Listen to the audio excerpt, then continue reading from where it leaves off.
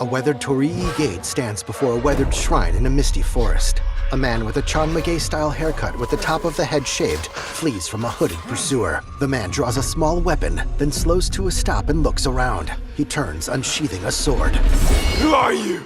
The hooded figure steps toward him calmly. Who do you serve? With a sword across their back, the figure stares, then a thick mist obscures them from view. A Ubisoft original. All I have ever known in my life. Our land. A man and a young woman bow before a shrine. Our customs. My family. They clap twice. Burns in the name of unification. Lightning flashes in the distance. Now, armored soldiers cut down villagers fleeing across a bridge. As a soldier raises a spear over a helpless villager, the young woman shoves him aside, then rolls on the ground to dodge another's weapon. She kicks an attacker, then gets bashed by the end of a spear that sends her rolling to the edge of a river. Across the water, she sees a village burning. She zeroes in on an African samurai in traditional armor, and the view splits to include them both. You are still a frog in a well, who knows nothing of the sea. Ships near a harbor. The ocean's filled with new ships, but they all come from the same river. The African man bows deeply. Greed. An instructor signals to him. On a battlefield, a general sits on a rise above his troops who march in formation holding matchlock guns. Power.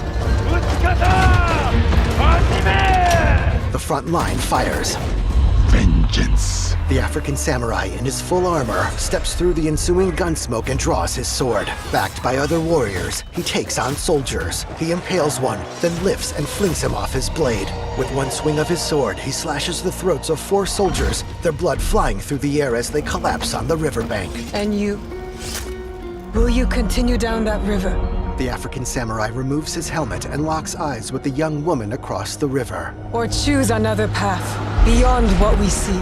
They face each other in a wheat field. And we must look for it. Together. Now, the young woman walks down a bustling village street.